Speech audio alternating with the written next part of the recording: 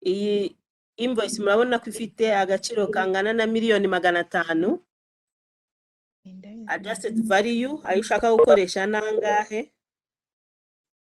Reka wenda wandikeho $200,000. Ese urashaka igice gisigaye kuzagikoresha umwaka utaha? Ushobora guhitamo yes niba ubishaka, oya niba utabyifuza. Hanyuma urashaka kuzayakoresha kuri purchases cyangwa operating expense, ni wowe uhitamo. Hanyuma hano ugahitamo wenda ukandikamo reason of adjustment. Wenda reka twandikemo electricity. Hanyuma ugakora submit.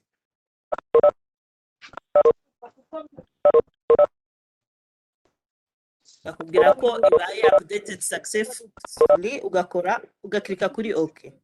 Uko mubibona kuri toto ariyo y'ibyaranguruwe mu gihugu byangana miliyari 318. Ibi ndi gusharinga ntabwo muri kubibona? Kubibona, turi kubibona. Turabibona.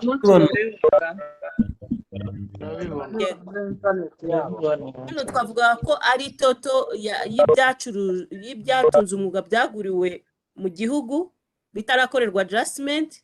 Nyuma yo gukorerwa adjustment murabona ko amafaranga arahinduka. Ibyo ushobora kubikora ndetse no kuri importation.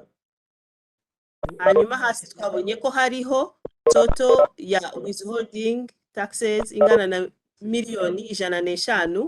Akaza hasi toto ya byose, ni ukuvuga igiteranyo. Amajwi ntabwo tuyumva, ntabwo twumva ibyo, sinzi ikibazo cyaba. Kubanza biterwa na network yanyu, twe turimo turumva pe. Ni byiza ubwo muri kunyumva. Ni ukuvuga ko ari igiteranyo adjusted receipt kuri purchase no kuri importation, ongeraho withholding, ari byo bitanga ziriya $317,000. Nk'abasura bashyashya se nafasha kumenya akamaro k'ibibiri ko bamwe turi bashya. Ibibazo mwihangane, ibibazo turaza kubibaza nyuma presentation irangiye. Tugiye noneho kuri declaration. Declaration, new declaration, original, submit.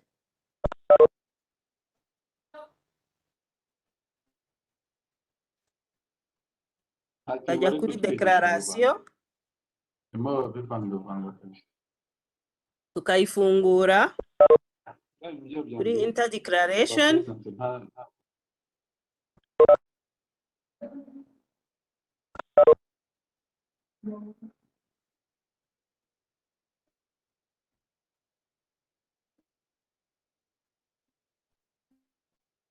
Iri gufunguka.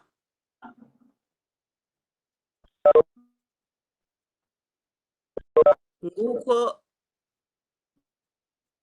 ibimeze. Ku murongo wa gatanu twavuze ko ajyamo ibyacurujwe. Umurongo wa gatandatu opening stock. Umurongo wa karindwi azajyamo ibyatunze umwuga bifite IBM, DMC cyangwa biri supported na withholding. Umurongo wa 8 ni closing stock. Ku murongo wa 16 ni operating expenses with IBM or DMC cyangwa withholding.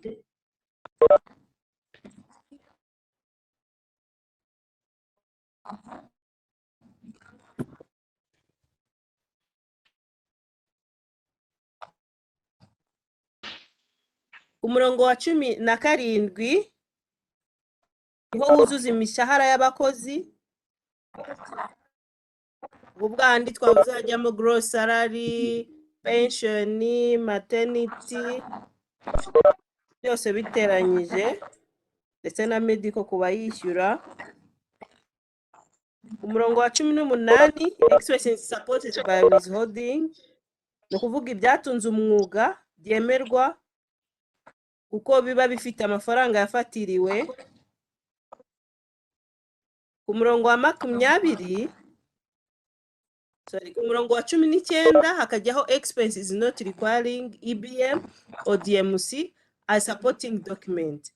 Ahangaha murabyibuka ko twabikoze nkuko twahoze tubivuga, hajyaho hano system yemeraho 27 y'igiteranyo cy'ibyatunze umwuga bifite EBM cyangwa se DMC cyangwa se withholding cyangwa se izi zifite supporting document. Iyo birenze irakubwira ko bitashobora kurenga bitewe nuko biri kurenga ayo dufite as total, no kuvuga ibyo dufite nka purchase, nka importation na withholding biteranyije. Depreciation niyo ni bisanzwe. Ahandi avuga ngo n'ikindi cyongewemo ku murongo wa 46 handi twabwiye hajyamo revenue surplus for specified entities exempted from CIT, nukuvuga ba bantu badasabwa kudeklara umusoro ku nyungu ariko batanga ibitabo by'ibaruramari. Iyo bagize surplus ahangaha yandika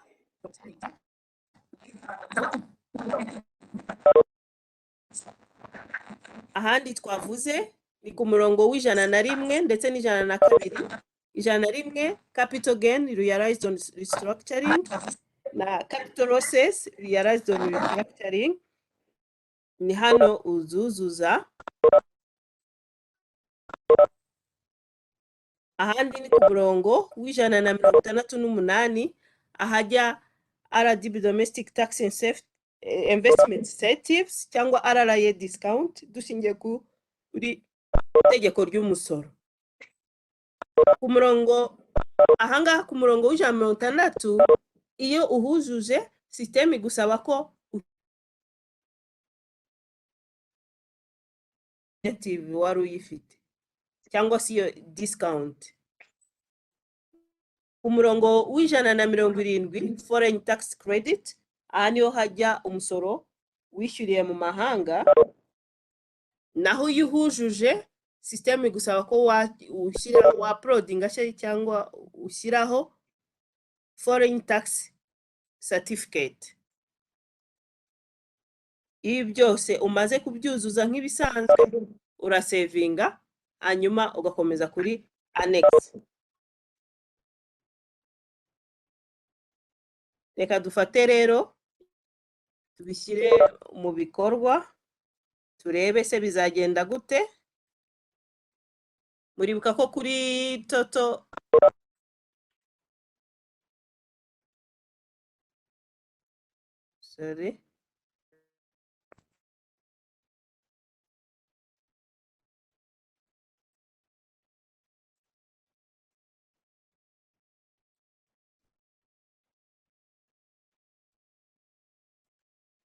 turebe total dufite y'ibyatunze umwuga bifite supporting document.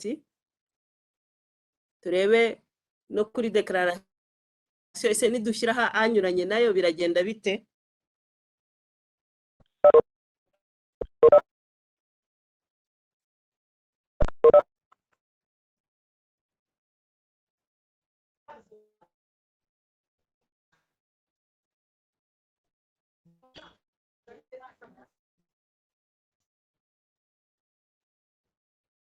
Ngaya dufiteho biliyoni 317 na miliyoni 346 927 n'amafaranga 162.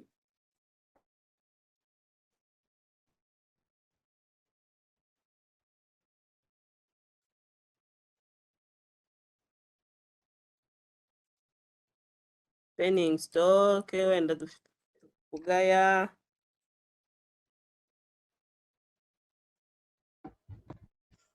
Sagesse dushyireho aya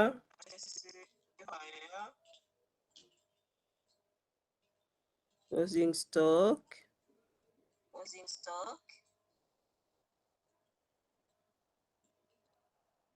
noneho kuri operating expenses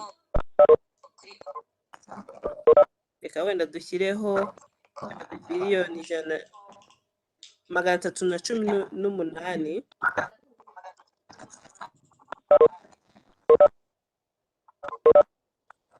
nyuma turebe ese systeme irabyemera kuko muri kubibona yabyanze iri kumubwira ati please check your local expenses list EBM EMC stroke EBM amafaranga ufitemo agomba kutarenga biliyoni 317. se nayahindura agashyiramo ayo ufite isystem izabyemera.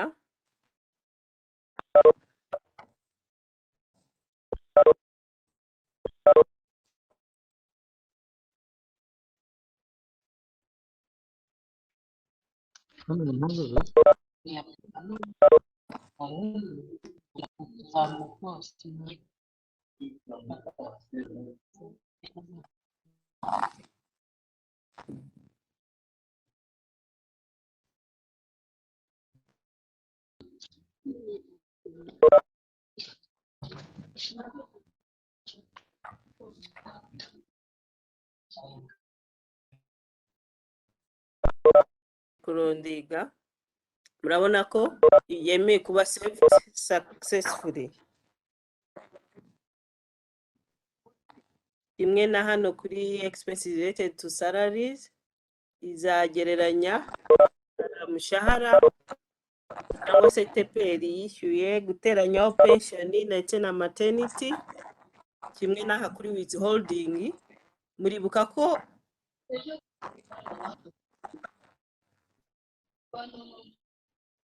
igiteranyo dufite kuri withholding dufiteho miliyoni 105,837 n'amafaranga 418. Turebe ko twashyira harenze ikaba yabyemera.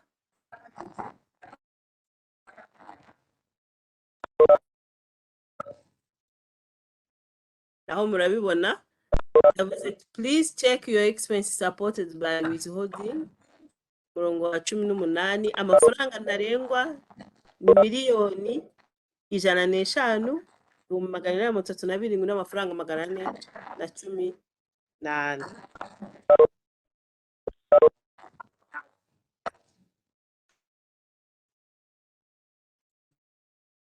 Bigaragara ko aho umuntu azajya yibeshya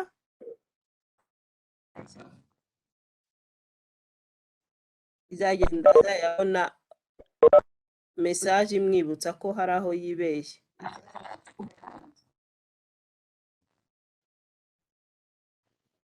Withholding hano tuvugana amafaranga uba warafatiriwe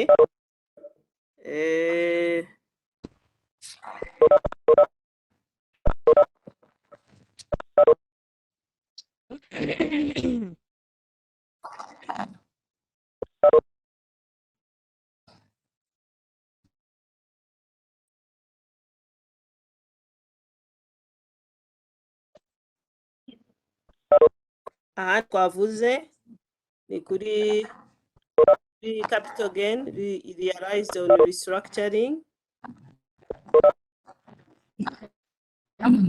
Igihe wujujemo system izagusaba ko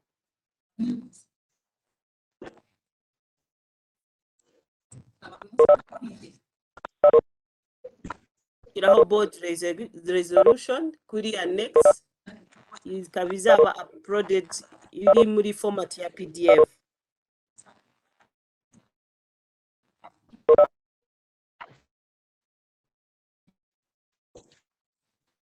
Nyuma yo kuzuza munakomeza kuri continue with upload annexes.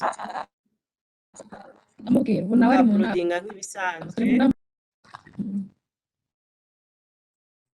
Izi annex ziriho utunyenyeri dutukura no kuvuga ntushobora gukomeza ugiye ku yindi step yo gukora upload utarabasha kudushyiraho.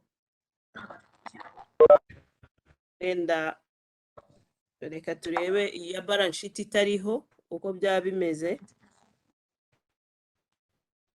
Iyo ikomeje kuri compare with declaration irakubwira ngo please upload the following mandatory file.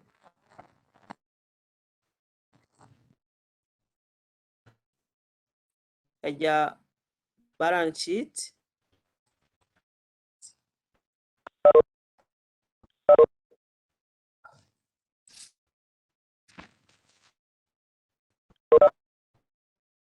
ajya kuri local disk C muri folder ya RRA,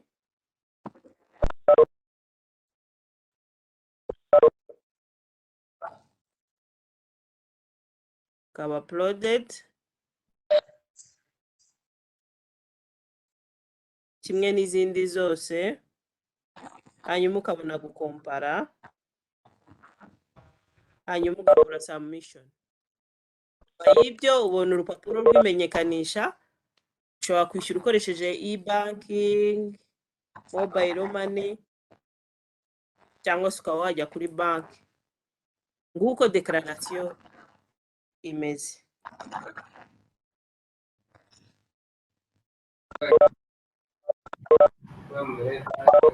Iyo ni declaration y'umusoro ku nyungu ku badeklarara muri regime RER. Tugiye noneho kureba kuri bwa buryo bundi twari twavuze yitwa simplified accounting.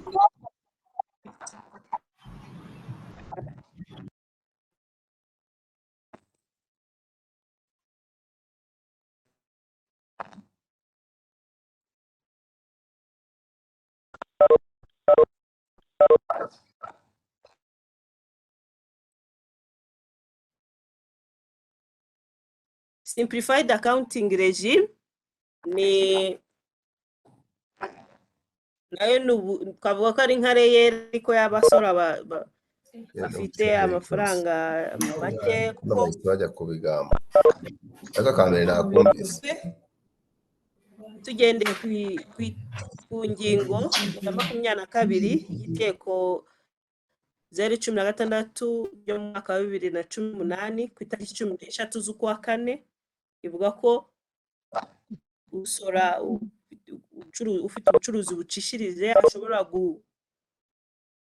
gutanga umusoro agendeye ku ibaruramari riciriritse. Abo rero bashobora kubikora ni abari muri flat cyangwa abasanzwe muri lump sum bafite igicuruzo kiri munsi ya miliyoni 20, cyangwa se ariko habyumvikane ko atari abadeklararira ibinyabiziga. Murabizi ko hari uburyo abadeklararira ibinyabiziga bakoresha telefone bakadeklarara badeklararira kuri plaque.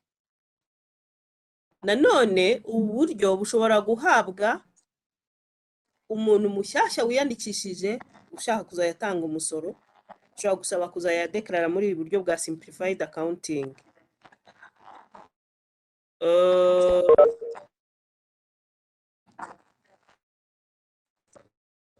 Mbereke uko imeze. Umugereka wayo no kunguku.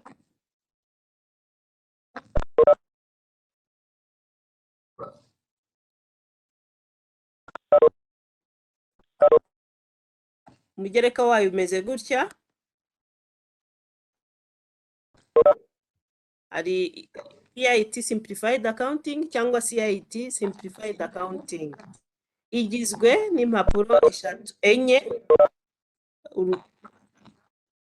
utangira nk'izindi annex zose, haba hari instruction y'uburyo yuzuzwa. Umugereka nako urupapuro rwa mbere witwa umugereka uri ku rutonde rw'imigereka.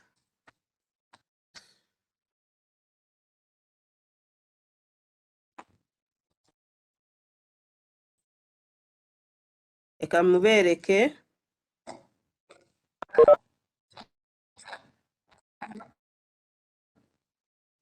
dore ngiyi ari CIT simplified cyangwa PIT simplified.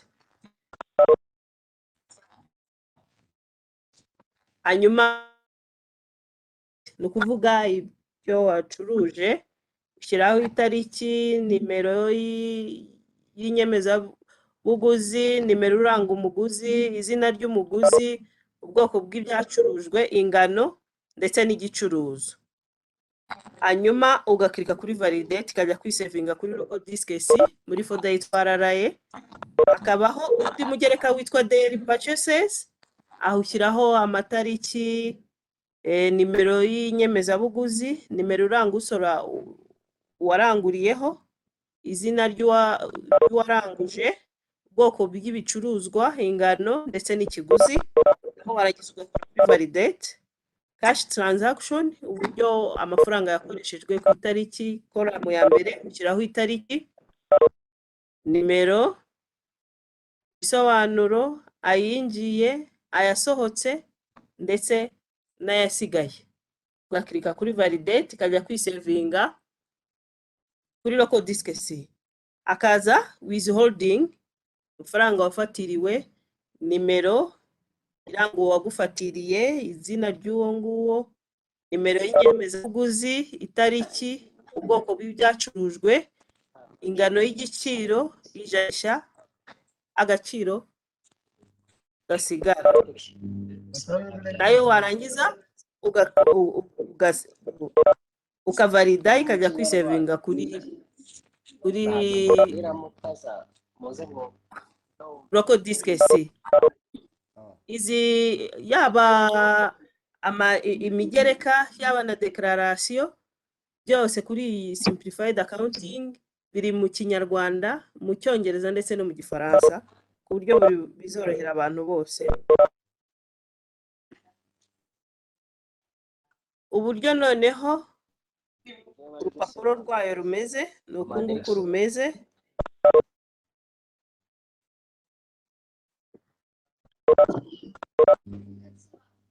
Umurongo wa 5 hajyaho ayakiriwe, umurongo wa 10 hakajyaho ibyatunze umwuga, umurongo wa 20 hakabaho ibyatunze umwuga ariko bitemere kugabanya inyungu, umurongo wa 25 hakajyaho isonerwa ku gicuruzo gituruka ku mirimo y'ubuhinzi n'ubworozi, umurongo wa 30 hajyaho igihombo cyimuwe, umurongo wa 40 ariko ibyo urimo kutubwira ntabwo tubona aho biri guturuka. Twebwe dufite ka Excel niko karimo turimo kubona gusa.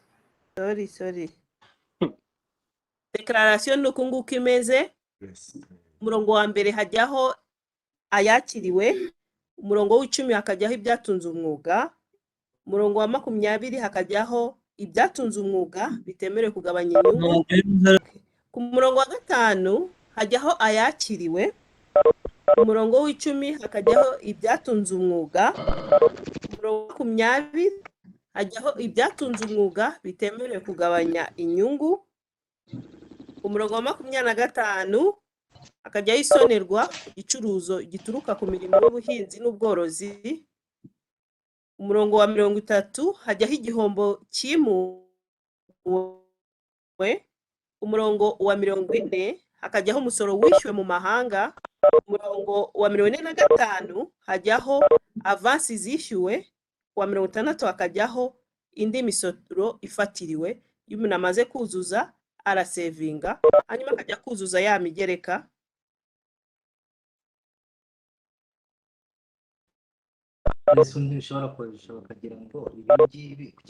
Iyo tumaze kuzuza declaration hajyaho uploadinga amanex cyangwa gushyiraho imigereka, uko twabibonye kuri simplified regime accounting regime. Igira imigereka 4 hariyo daily purchase, withholding, daily sales na cash transaction. Cash transaction uko mubibona hariho akanyenyeri bakwihangana bagamiyutinga.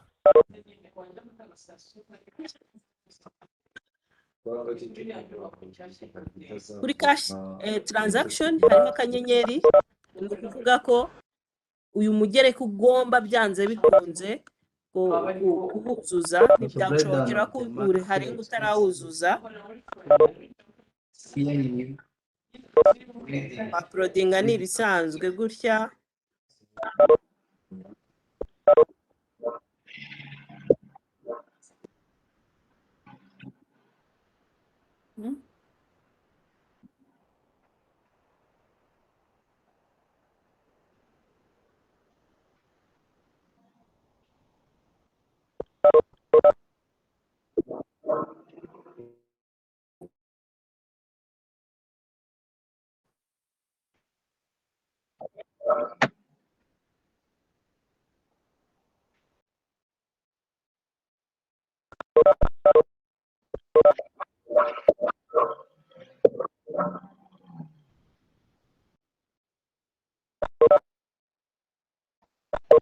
hanyuma ugakompara ureba ko iburyo n'ibumoso bihuye, ubundi ugahita usabumitinga declaration, ukabona receipt, ukajya kwishyura.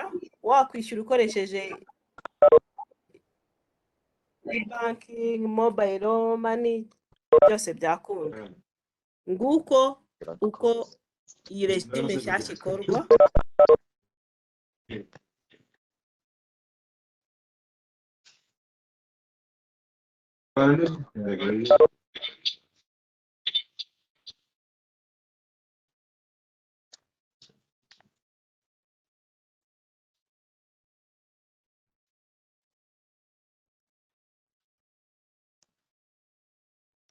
Ubwo rero ni ahanyu ho kugira ngo mutubwire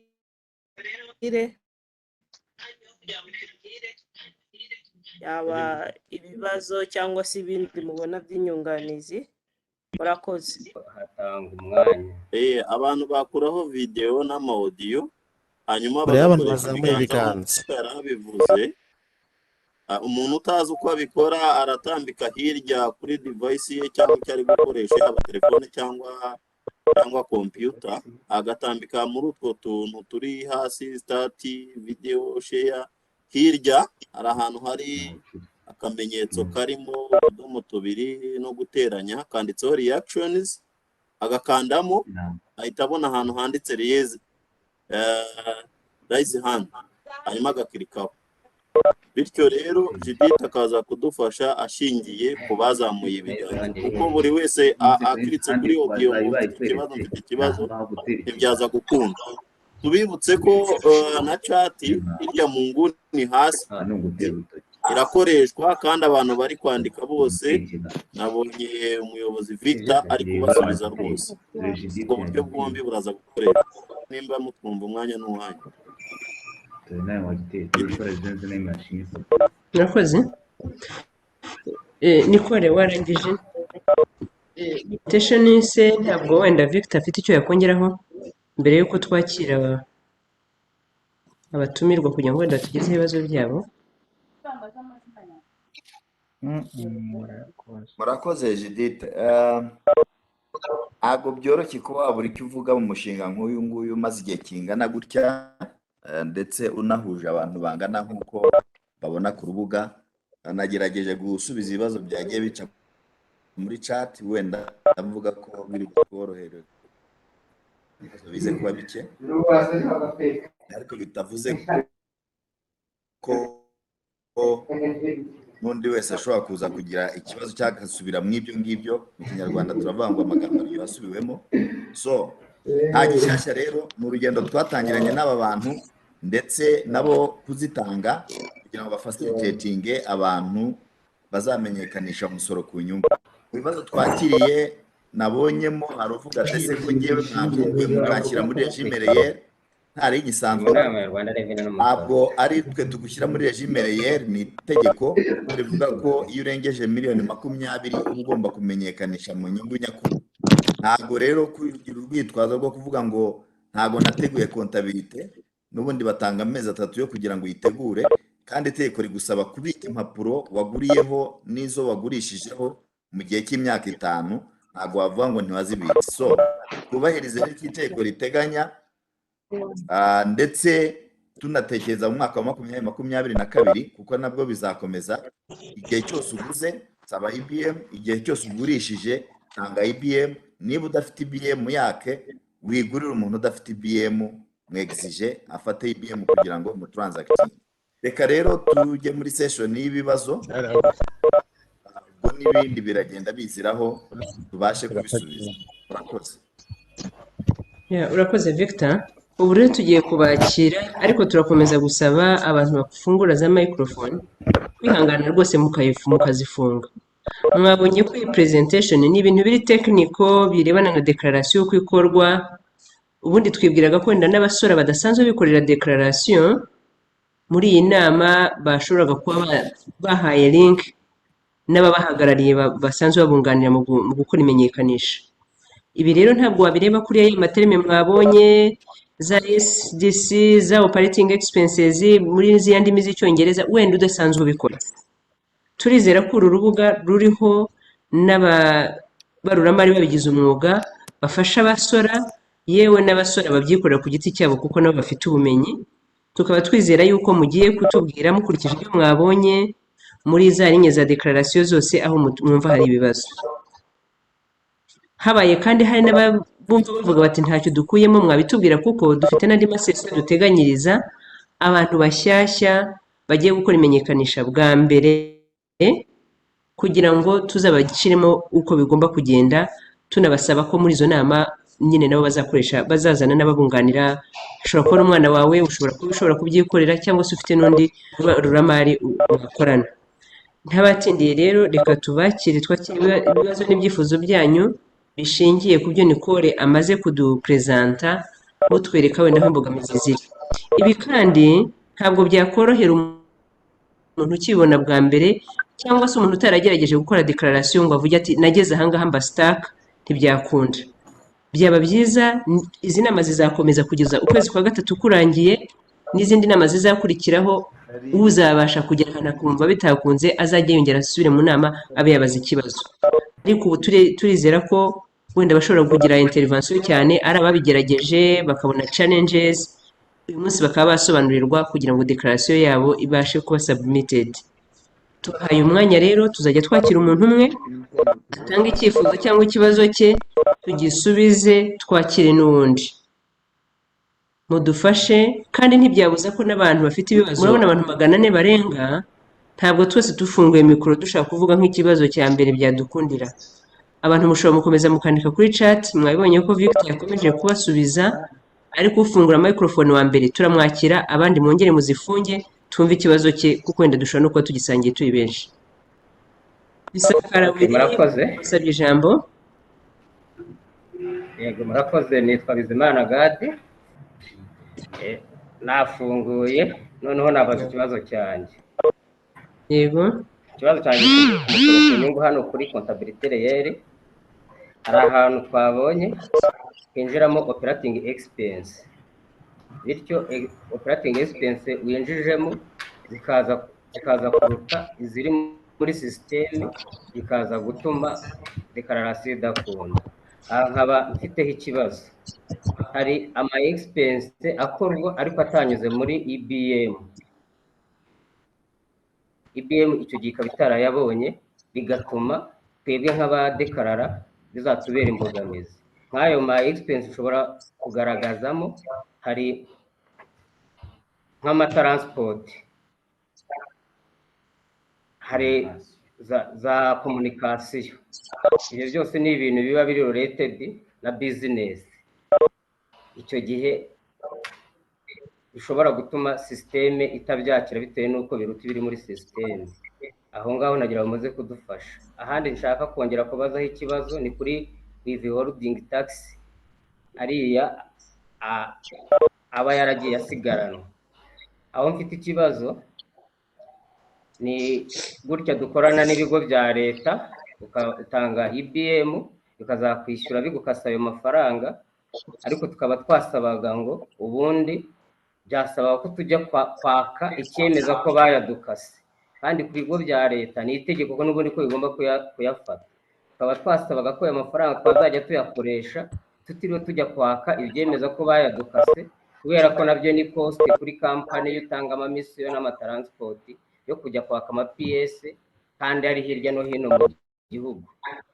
Kuko rero ari itegeko ko ibigo bya leta bigomba kuyasigarana, tukaba twasaba ko tuyakoresha, ariko nta PS dufite twahawe n'ibigo bya leta. Wenda PS hari fagitire bigaragaza ko twatanze badukase ayo 3%. Ibyo nibyo bibazo nari mfite kuri reyeri. Ikindi kibazo nari mfite kuri CIT simplified accounting, aho hagaragaje expense zatunze umwuga ariko zitagabanya umusoro ku nyungu. Tukibaza se izo expense ko zatunze umwuga zikaba arizo zatumye n'inyungu iboneka, ni ukubera iki zitagabanya inyungu kandi arizo zatumye iyo nyungu iboneka? Ese izo expense zitagabanyuka zitava ku musoro ku nyungu zaba ari izihe? Ibyo bibazo nari mfite. Murakoze. Ndumva coordinator atabonetse, reka tubanze dusubize ku bibazo byawe, hanyuma ubwo baraza gukomeza bahe ijambo undi. Ni ukugira ngo tutafitira ibibazo byinshi bikaza guhura bisa, ubwo waba yamanitse ikiganza akaza ku kibazo gisa nk'icyo mugenzi we yabajije yagikuraho kugira ngo ahe umwanya abandi. Urahera kuri expenses zitatiye muri BM. Hari confusion ufite nshaka ko uvana mu mutwe. Hari expenses, hari ibyatunze umwuga by'ubwoko bibiri. Hari ibyaciye muri BM, hari n'ibitaraciye muri BM. Ibyaciye muri BM nta kibazo cyagombye kuhaba, kuko turakwereka ngo nangahe ukamenya ngo ayo nkoresha nemerewe nayo. Ariko aho nkurikije uko wabajije ikibazo, wabajije uti ese mu gihe cyo kumenyekanisha hari ibyo tumenyekanisha ntibyemere guca muri BM. Aha rero ntugire ikibazo mu gihe cyo kumenyekanisha TVA, ibishobora kuba byaranze guca muri TVA ntabwo bivuze ko hano bitazaza. Icyo waguze cyose, waba warakidekaraye muri TVA bikemera, waba warakidekaraye muri TVA nticyemere, ntabwo bizabuza ko kiza hano. Aho niho wenda numvaga ikibazo cyawe cyagashingiye. Aho ikibazo mafite unyumve neza. Urugero, twebwe dukora muri hoteli. Muri hoteli hari abantu baduha ibitoki, hari abaduha ibishyimbo b'abahinzi n'aborozi, kandi n'abitegeko ribemerera ko bashobora kutugurisha, ariko ntibaduhe IBM tukagirana amasezerano. Aho niho rero, ariko mu byo baduhaye n'ibirenze miliyoni 12 ntibice muri IBM. Icyo gihe ibyo tuzabikoresha, sisiteme ntizabyanga. Oya, ntabwo izabyanga. Uzabijyana muri ya annex yitwa expense. Sorry, washoje nkusubize? Wambwira aho nzabijyana ibyo ngibyo bitanyuze muri IBM. Bifite annex yihariye, Nicole yayikomojeho, yitwa expenses not requiring IBM or DMC. Sibyo? Uzabyuzuza aho ngaho, ariko mu rwego rwo kugira ngo dusaba abantu cyangwa dushishikarize abantu kugura n'abantu bafite IBM, dufashe imibare y'ibyamenyekanishwe muri ubwo buryo umwaka ushize tukabigereranya n'uyu mwaka, basanze bifata 27%, aribyo Nicole yabasobanuriye. Nusanga rero wowe ibyo uclaiminga birenze 27%, uzegera tax center ubarizwamo, ubabwire ko claim zawe waburiye abahinzi n'aborozi birenze 20%, ujyane evidences. Babasabye ko aba bantu basinyisha, bakabaha photocopy ndangamuntu and so on. Ibyo bintu babibasobanuriye mu mwaka wose muri meetings twagiye duhura nazo, hanyuma uzafashwa accordingly. Ariko wumve ko bifite a separate, n'undi uri hano bifite a separate annexure, bifite a separate row ubyuzuzaho.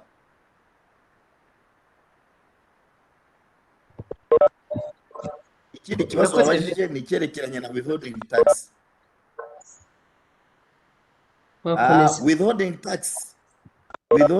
tax murimo mubona hariya ni iyo umuntu wakase, ntabwo ari umuntu wakaswe.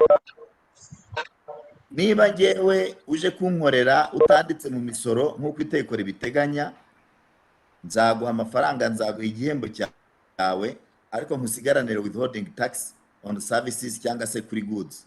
Izo withholding rero uwakase aba agomba kuzigaragaza nk'aho ari expense iwe. Ubwo ni ku ruhande rw'uwakase. Uruhande rw'uwakaswe rero nawe afite uburenganzira bwo kugaragaza uwo musoro yakaswe kuri declaration form nk'uko bisanzwe, kandi nk'uko wagaragaje impungenge, ntabwo tugusaba ngo utwereke ko utwereke proof wavanye kwa wundi wagukase koko yagukase, ahubwo hari annex ya withholding tax isanzwe ihari ugomba kuzuza, ukerekana ibyo amafaranga wakaswe, hanyuma ayo mafaranga wakaswe akavanwa ku musoro ukishyura balance. Ibyo ngibyo murabizi, iyo mumaze kugaragaza 30% y'umusoro ku bari kuri CIT, mukuraho akonte mwishyuye, munsi yaho havaho kandi withholding tax wakaswe. Ubwo ni ukuvuga izo wakaswe uzazigaragaza aho munsi umaze kumenyekanisha kugaragaza 30%, ariko wakase bya bindi yagukaseho aba yarabigukase as expense kuri we ni uzabigaragaza kuri gari agatebo nk'uko bakaberetse. Ikindi kibazo cya gatatu wabajije ni simplified accounting. Urabaza tese ko mwerekanyemo kola ivanwamo ibyatunze umwuga bitemewe. Yego niko bimeze, kuko itegeko ribiteganya ndetse rigateganya na limitation. Ni ingingo y'itegeko niba nibuka neza ni 23 cyangwa na 4, baranyibutsa neza turareba. Ni ukuvuga ngo hari ibyatunze umwuga ariko bitemerwa, iyo ugiyemo harimo fines, harimo soma. Rero urajya mu itegeko rigena umusoro ku nyungu, hanyuma urebemo ibyo ngibyo byatunze umwuga ariko bitemerwa 100%. Bityo mubimenyekanisha kuri bariya bantu, tuba dushaka kumenya details, kuko kuri facture haba hariho cyangwa se kuri receipt haba hariho amafaranga yose, ariko siko yose aba yemerewe. Bityo rero tubigaragaza mu rwego rwo kugira ngo habe clarity, werekane expenses zawe zose uko zakabaye, ariko iziteko ritemera nk'uko nkubwiyo ngingo turaza kureba neza ari kangahe. Ntago naba kuko mpise musubiza sinabashe kujya kureba ari kangahe, ariko iri hagati ya 20 na 30 mu ngingo za income tax. Uyisome urebe ibyitwa na deductible expenses, uraza kubibona mu itegeko. Ibyo ngibyo n'ubu ntabwo yemerewe kubideductinga from taxable income. Nibyo bibazo rero wabaje ko ari bitatu. Hari ijambo niba binumvikana twajya ku kindi kibazo, cyangwa niba hari clarification yindi ukeneye ukaba wayibaza. I submit. Murakoze Victor. Tutarakira abandi, sinzi niba wenda abantu bari ahangaha basobanukiwe neza ninde wemerewe gukora iriya simplified declaration. Wenda nacyo baza kugisubinya neza, ese arabisaba abakwiye kuba ari muri regime ibimwemerera, uraza kubasobanurira. Ariko nagira ngo mu byo basobanuriye birebana no deductible expenses, tugire icyo tuvuga kuri abantu babonye bahawe za facture z'ibicupuri, invoice zabo zikaba zaranzwe nka input muri VAT, wenda bakaba uyu munsi biteguye yuko bazazivanamo nka charge muri ku musoro ku nyungu nk'ama expense. Ibyo bintu mwabivugaho iki Victor? Urakoze Judith. Reka mbere ko icyo cya simplified declaration. Simplified declaration izagibwamo n'umuntu wari muri flat cyangwa se umuntu wari muri lump sum ukeneye kugaragaza ibyatunze umwuga we akishyura uko bisanzwe. Ubwo rero kibi cya mbere kibe clear. Icya kabiri azajya mate nkuko n'ubundi umuntu uri muri flat yashaka kujya muri lump sum bisaba agahindurwa. Yes, nkuko nk'umuntu wari muri lump sum cyangwa se muri flat ashaka kujya muri lump sum cyangwa ari muri lump sum ajya muri real regime, yegera tax center ye akababwira ko akeneye service bakamuhindurira. Ni nako bizakomeza kugenda, azajya yegera tax center ye ababwira ati ngewe ndashaka kujya muri simplified accounting, sanzwe ndi muri flat cyangwa se sanzwe ndi muri lump sum. Nuko bizagenda rero, hanyuma ibyo azasabwa kuzuza nikore yabiberetse. Icyerekeranye na facture rero, to be clear, Ku kibazo waje cya fagitire harimo ubwoko bubiri. Hari fagitire ziri genuine, ziri zo zidafite ikibazo, abantu wenda bagerageje kudekarara muri TVA bakabona ntizitambutse kubera impamvu A, B, C, D, E, F, G.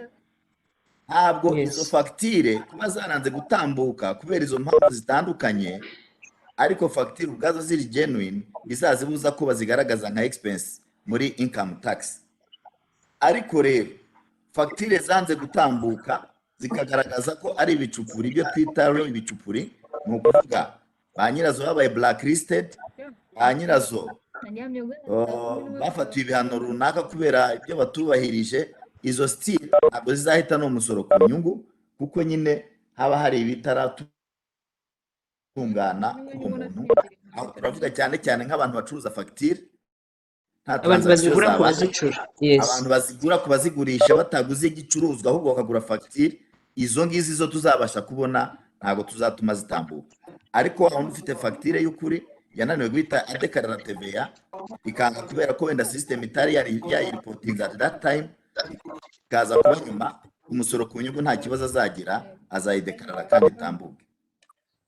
Nicole mbonye anyerereje ya article, ni article 26 ivugana na deductible expenses. Ubwo rero kuri website yacu hari iryo tegeko, baza kureba iyo ngingo bakareba ibyo bemerewe n'ibyo batemerewe. Ariyo mpamvu twashimye ko kuri bari abantu bakiri batoya bagaragaza izo expenses zabo ni general, ariko izitari deductible, izitemewe nazo zikagaragara kugira ngo bataza kuziconfusinga. Wenda hazaba audit nyuma y'imyaka 5 akavuga ati ngiyewe ibyo mwasabye nibyo nabahaye, none muje kunyodita ntarambwiye ko hari na expenses zitaba deductible. Nibyo bisubizo rero natanga ku bibazo bibiri warumbajije Judith. Numva twakakira ibindi bisubizo niba byumvikanye. Urakoze, ndibaza ko rwose ibi bintu babisobanukiwe. Dufite fagitire nyinshi rero zizwi ibicupuri, abantu bagenda bagacura amafagitire. Izo ngizo controle ziriho ntabwo zizatambuka, no kugira ngo abantu bicare babizi. Ndumva aricyo narangirizaho. Reka twakire undi muntu usaba ijambo. Hari umuntu wamanitse ikiganza, ngira ngo byaba byiza dukoresheje gahunda yo kumanika ikiganza kugira ngo bize kudufasha kujera neza amajwi, ariko dusabe ubwo warufashe ijambo wakomeza, ariko abandi badufashe. Murakoze. Nanjye ndamushyira, nashaka kubaza ikintu. Hari amatamuzi menshi mwagiye muvuga, ariko mwatubwiye ko muzongera mukadukorera inama bashyashya kuri iyi system. Ubwo ndagira ngo mbaze se izaba ryari kugira ngo tubimenye kare natwe tuzayitegure. Ariko ikindi ndagira ngo mbaze nk'umuntu ufite tini ataratangira nk'ubucuruzi, ariko iyo tini yajya guhaha wenda akaba yayiha nk'umucuruzi kugira ngo agiye guhaha nyine akayiha umucuruzi kugira ngo ayimuheho fagitire. Ese hari icyo byangiza mu kudekara iyo bibaye ngombwa ko umuntu ajya kudekara, ko ajya kudekara rero CIT? Icyo ni kimwe. Cya kabiri najyambaze ni ikijyanye n'amarejime, gukomeza gukoresha terimi y'amarejime, ariko bamwe muri twe ntabwo tuyamenyereye. Sinzi ubwo nayo niba mwaza kugira icyo mubatubwiraho kugira ngo tuyamenye, cyane twese natwe ziriya annex mwajye muvuga. Murakoze. Murakoze. Ndakeka ari wari ufashe ijambo. Mwihangane gato abari basanzwe mu mwuga, duhe update.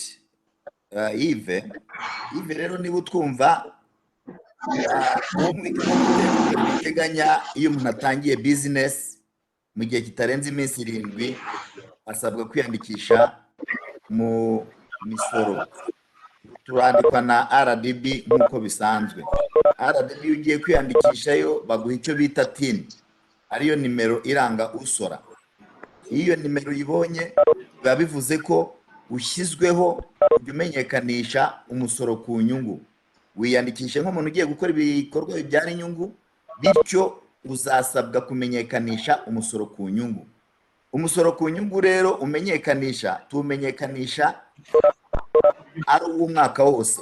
Ku muntu utangiye, itariki watangiriraho yose, iyo umwaka watangiriyemo urangiye, umenyekanisha umusoro ku nyungu, hagati y'ukwezi kwa mbere n'ukwa gatatu bikurikira umwaka watangiriyemo ibikorwa by'ubucuruzi. Kabone n'ubwo watangira muri Disemba, kabone n'ubwo watangira muri Novemba, umenyekanisha hamwe n'abandi ibikorwa wakoze mw'ayo mezi abiri, mw'ayo mezi atatu se, mw'ayo mezi atanu, mw'ayo mezi 12 se niba waratangiye mu kwa mbere, ukabimenyekanisha hagati y'ukwezi kwa mbere gukurikiyeho n'ukwezi kwa gatatu. Nk'uko ubyumva rero, ntabwo abataxpayer abasora bose ntibafite ingufu zimwe. Turwaza abatoya, tugaherekeza ababakurikira, hanyuma kandi tukanaba dufite icyiciro cy'abataxpayer banini. Turigira small taxpayers, medium taxpayers na large taxpayers. Ntabwo rero mwisoresha usora muto, usora ufite igishoro gito afatwa kimwe n'usora munini. Ntago niba ari bugitangira twagufata nk'uko dufata MTN, ntago twagufata nk'uko dufata Bralirwa. Turabanza tukakurwaza mu ntege nke zawe. Ibyo rero nibyo bizana bya bindi twise regime wakomeje wumva bavuga. Abasora bato bakora muri regime bita flat.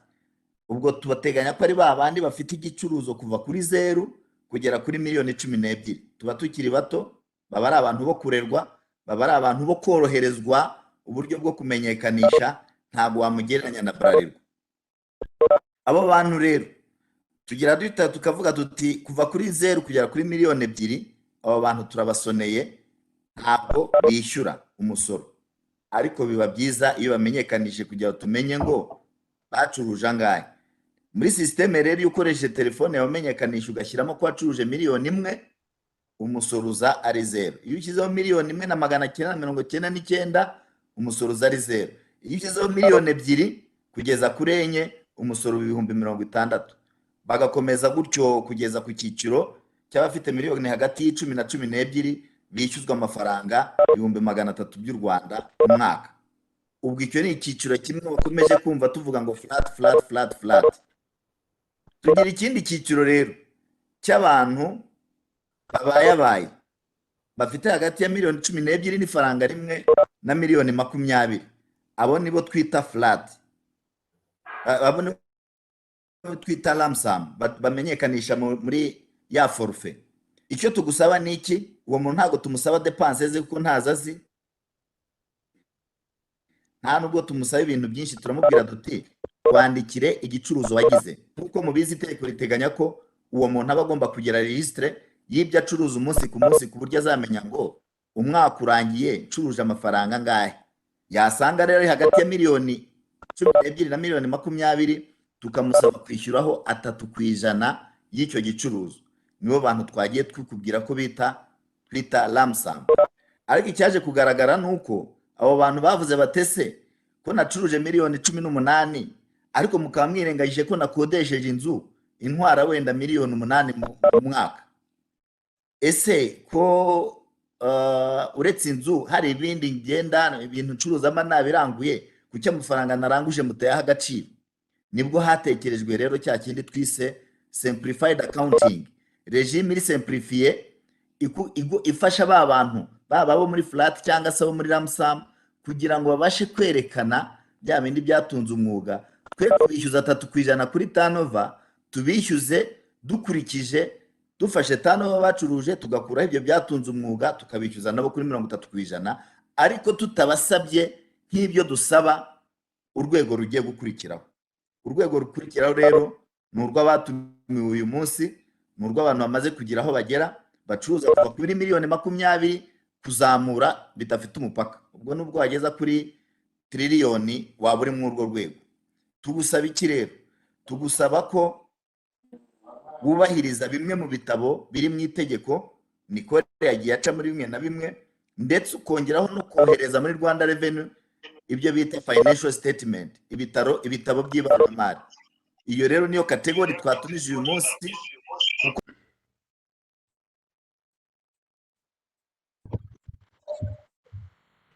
Victor, wafungura mikoro, twe twibajije ko amajwi ari iwawe. Oya, ntago yari Ariko ni iwanjye. Valence Habiyaremye. Merci. Abo bantu rero nkuko nabivugaga bafite igicuruzo kirenze miliyoni 20, nibo tuvuga ko bari muri Rio regime, nibo batumiwe hano mw'iri huriro kugira ngo tubabwire ibyahindutse, kuko bagomba gufata ibyo binjije nka revenues bagakuramo ibyatunze umwuga twise expenses. Turababwira tuti rero expenses zanyu dukurikije experience dufite z'ubushize ntabwo ari ugupfa gufata ngo urundemo ibyo ubonye byose, tuzaguha limit maximum, noneho wowe mu ibaruramari ryawe ukoreshe izo maximum y'ibyo waranguye mu gihugu bifite IBM, y'ibyo waranguye hanze y'igihugu biherekejwe na DMC. Nabonye hari umuntu wabajije ngo DMC ni iki? Ni document de mise en consommation, ni impapuro uhabwa muri gasutamo kugira ngo ibyo waranguye ubashe kubishyira ku isoko ubigurishe, nibyo bita DMC. Hanyuma se kandi bibe biri supported na withholding tax nk'uko twabivuze. Nkaba rero numva nk'uko babigusezeranyije hari session izaba, ubwo nkeka ko wenda Judith yabifashe, tukazatumira abantu bashyashya bari muri regime reyeri ariko ari bashya, kugira ngo tubahe presentation iri related nuko ari bashya, hanyuma tubashe kubagira imuzi n'umuzingo ku bibazo bitandukanye bagira nk'abantu bashyashya nyine. Ndumva ari cyo mwari mwavuze ku kindi. Kandi mutese nk'umuntu ufite tini kandi ari mushyashya akaba yararanguye aho agiye kurangura akababwira ati nimushyireho tini yanjye, ibyo bizagira impact yihe ku musoro? Impact bizagera ni imwe yonyine cyangwa se ntabwo ari n'ebyiri? ukurangura, ni nko ku kintu runaka ugatasobanuza fagitire ya IBM ariko ugashyiraho tini yawe. yego. Iyo ushyizeho tini biba bivuze ko icyo kintu kiguze ugiye kugicuruza, ntabwo uba ukiguriye iyo kampani ushyiriyeho tini, uba ukiguriye iyo bizinesi werekanye tini yayo.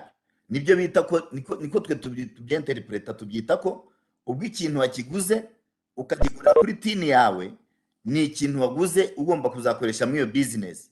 Ntabwo ari umuceri waguze ujyanye kurya mu rugo ngo birangire ushyizeho tini ya bizinesi yawe. Dutekereza ko uwo muceri waranguye ugashyirishaho tini yawe wawuranguye kugira ngo nawe uzawugurishe. Iyo bitaba ibyo wenda bari gushyiraho nimero ya telefone, ariko niwashyizeho tini tubibara nk'ibyo waranguye kugira ngo uzabicuruze. So ingaruka rero ni iyi. Ingaruka ni imwe yonyine, nuko mu gihe cyo kujya kumenyekanisha byagaragaye ko hari abantu baba bafite stoke nini, ugasanga umuntu afite stoke y'ibyo yaranguye cyangwa yaho yatanze tini nk'uko nguko ya miliyoni 50, miliyoni 100, miliyoni 120, kandi wenda ari byo guhera mu kwa mbere kwa 2021, ariko ugasanga arimo aradekarara zero. Ukibaza ese uyu muntu yararanguye kugira ngo abibike? Aho nicyo kibazo tugira. Kubw'ibyo rero, niba ufite turnover y'ibyo waranguye birenze miliyoni 20, ntabwo tuzakwemera ko udekarara zero. Tuzabanza tuze tugusure niba bishoboka, turebe ko iyo stock igihari, tubone tukwemera udekarare zero, kuko ntibyumvikana uburyo urangura ibintu byo kubika. So gudekarara zero rero, kuko twabonye yari risk muri declarations zabaye ubushize 20, 20, 19, 18 imbere yaho. Bityo dushyiramo control, turavuga ngo niba wararanguye ibintu birengeje miliyoni 20, kuki tudekararira zero? Ibyo bintu warabiranguye ngo ubibike, warabiranguye ngo ubigenze gute? So niba rero ufite iyo stock ikibitse utarayicuruje, ntabwo kwemerera ko umenyekanisha zero ikurunze, icyo twitaga zero y'amatwi kera.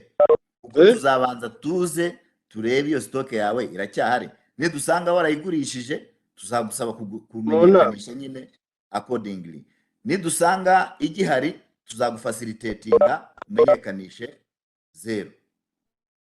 Ndumva ari ibyo bibazo wari wabajije, ndumva ari n'ibyo bisubizo naba naguhaye, ariko nk'uko mubibona ntabwo mu minota 3, 4 nkusubije waba usobanuye imisoro yose uko yakabaye. Judith azagutumire mu yindi nama, abahuze n'abantu bose bakiri bashyashya, muhabwe indi refresher ivuga ku byerekeranye na obligations mufite n'ibyo musabwa n'ibindi. Murakoze Judith, murakoze kubabajije ibibazo. ngira ngo Judith yaduha uko twabanza abantu baba bari kuri urubuga ari bashya, turabasaba ko muze kwandika telefone zanyu muri chat kuko muraza kuba muri benshi. session y'abantu bashyashya nigera tuzongere tubatumire.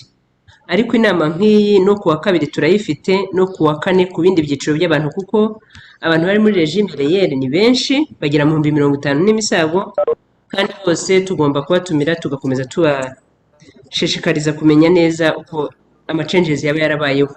Uwaba yumva rero hari n'icyamucitse kuwa kabiri dufite indi nama ntibyamubuza kongera gukora join akaba yasobanukirwa kurushaho. Bizaba na byiza niba mwaratangiye gukora declaration mukabonaho imbogamizi iri ukabasha kubaza ikibazo wabashe kujya muri declaration neza. Murakoze, ubwo telefone turimo turazibona turaza kuzandika. Yego Victor. Hari icyo nasabaga muri chat hagiye hagaragara abantu bakoresha icyo igifaransa bakoresha icyongereza. Session zikurikiraho bibaye byiza na precisa niba izaba mu cyongereza cyangwa se mu kinyarwanda. Mu gifaransa simbizi kuko baba ari bakeyaho. Waba afite impungenge zo mu gifaransa twabakira nabo tukabashyira ahantu tukazabagenera session yabo kugira ngo babashe kumva byimbitse ibibazo ibyo basabwa gukora. I submit. Yes, ngira ngo abantu batumva ikinyarwanda hagati icyongereza n'igifaransa dushobora gukoramo session nabo baza kutubwira hakazabaho umwanya nyine wo kubakorera inama yihariye nk'abanyamahanga nangwa se ababa bafite ababunganira ahangaha mushobora kubigaragaza. Is there any taxpayer who joined this meeting who do not understand Kinyarwanda? If so, we want to let you know that we will plan another meeting for just people who are not hearing or speaking Kinyarwanda, who use English or French as their first language. So feel free to write in the chat your phone number so that when we organize that meeting, we'll cater for your presence. Thank you. Ariko nabonye mu by'ukuri iyo bahari ubundi baranivuga, hari ubwo usanga banditse muri chat bavuga ati ntitwakurikiye. Abenshi niba abandi bari muri wenda muri large cyangwa mu bantu basertifiya kandi icyo cyiciro nacyo tugifite ukwacyo. Okay, twakomeza tukakira ibindi bibazo. Ikibazo sinzi niba ari igihe uri on. Hari undi muntu urimo kuvuga Martin, hari undi muntu wavuze imbere yawe. Yego narindi kureba is total purchase details mwashizemo muri systeme ku ruhande rwacu nkabona ntibihura n'ama financial twakoze kandi bihaye abo detail ubu hagati biransaba iki biradusaba ko dusubira mu ma financial tuzabigenza gute ko ndareba ama expense twega dufite nkareba expenses dafite IBM ubwo no kuvuga ikinyuranyo cy'ibingibi mufite n'izidafite IBM nkabona amafaranga ni menshi ahubwo icyo gihe twe biradusaba ikimo aho hagati. Murakoze cyane nicyo kibazo nari mfite. Murakoze Rubayiza Sam ndakeka ariwe wabazaga. Sam ibyo byose nk'uko ubibona twaguhaye details twaguhaye detail cyangwa se twaguhaye transaction zose wakoze nka local purchase. Ushobora gukora identification ya zimwe muri zo wowe ufite tudafite tutaguhaye no tukashakisha impamvu yaba ibitera tukareba ese ntago ziri muri bya bicupuri twavuze ese ntago tukarebera hamwe. Urandika nimero yawe muri chat turaza kuvugana hanyuma turebe igitezo differences. Hanyuma ushobora kuba ari facture wowe ufite tudafite icyo gihe nukureba impamvu twebwe tutazifite tukakubwira tuti ese zabaye blacklisted ese zabaye ABCD hanyuma tukabasha kumenya umwanzuro twafata niba muzasubira muri financials zanyu cyangwa se niba mugomba kuzireka kubera ko wenda izo facture noneho zabonetse. Urumva aricyo gisubizo naguha akanya. Nsaba ko naza kukureba cyangwa byagenda. No twakorera online ubu ntago mwino minsi turakorera online ntago ari ngombwa kuza kundeba turaza gufatanya reka muri chat nkwe nimero yanjye nyuma y'inama turaza kuvugana dushaka uburyo ntacyo mbwira nayandika nta kibazo. ntago wayandika hano yanditse hano wabihaye abantu 500 ntago waba ukimbonye ndayiguha kuri chat it's okay urebe muri chat. Murakoze cyane. Murakoze. Ni John P. Claude. Yes, that's me. Tukwakire. Murakoze cyane.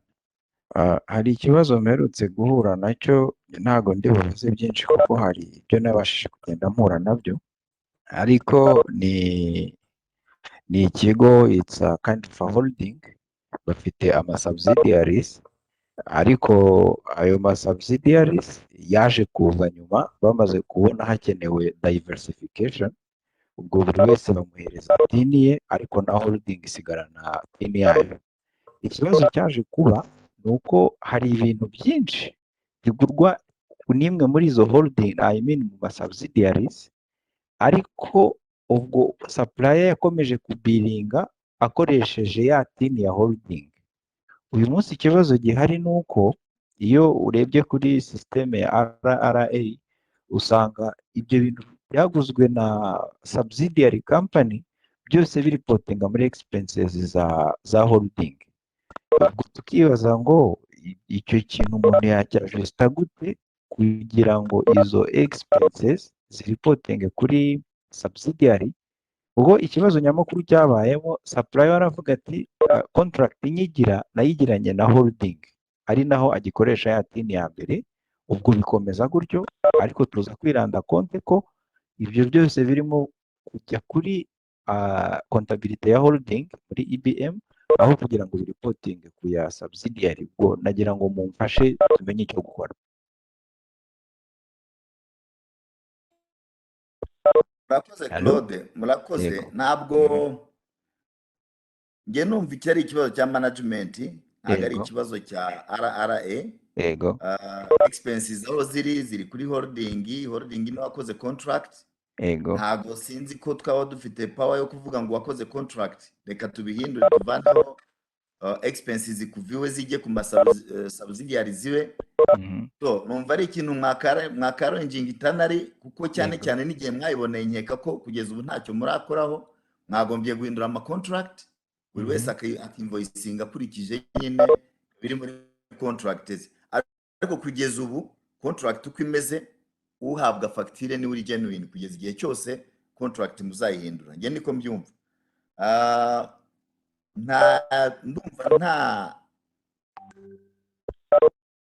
Nta role twajuwamo nka Rwanda Revenue kuko ntitwaza tuje guhindura ibyo contract existinga yateganyije. Ubwo ahubwo bizaba internally arrangement kuko icyo muzahomba kuri subsidiaries muzacyunga kuri holding. Nuko njye mbyumva. Ntabwo ariko bimeze neza kubera ko expenses ntimuzazikoresha kuri holding kandi mu by'ukuri ari za subsidiaries. Nicyo nagira ngo yenda nshyireho izindi details bisobanura neza.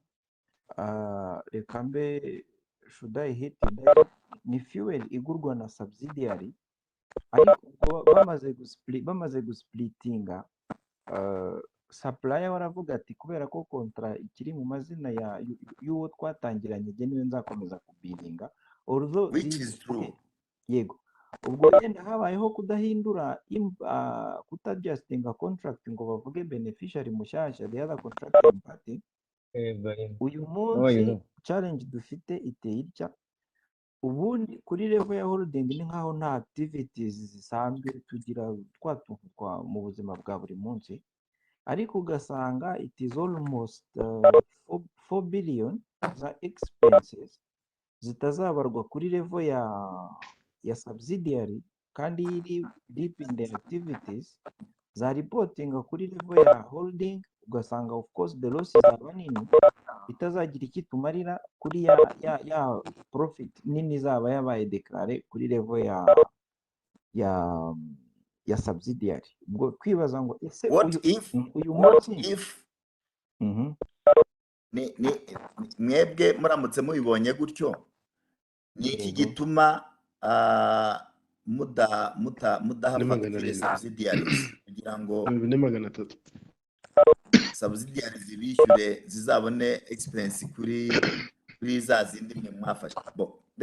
Reka tubyoroshye, ntabwo twajya muri case study hano, cyane cyane ko hari realities nyinshi tuba tutazi ibiri muri contract, izo subsidiary zikora zite ugereranyije na holding company and so on. So numva wakegera tax center cyangwa se office ya Rwanda Revenue, haba TPS, haba muri tax center ukoreramo cyangwa se muri office yacu, tukigiyo case based on ibintu dufite mu ntoki, contract hari whatever, kuko nitubizana hano biri burangire n'abari ku rubuga babaye board cyangwa se banamenya amabanga yawe, kuko nabize si byiza. So reka ibe case nk'iyawe nyine ku giti cyawe, wayikurikirana nanjye, wayikurikirana na TPS, wayikurikirana Nicole, it's okay. Reka twe kwishyira mw'iyi forum, tuzashaka ubundi buryo tuyiganira, kumva ko ibyo byose igihe cyarageze, office zihora zifunguye na discussion yindi irashoboka. You can even invite us, ugashaka link n'abayobozi bawe cyane izindi n'abandi bantu mukorana, hanyuma iminota 20-30 discuss only your case, tayikore mu forum.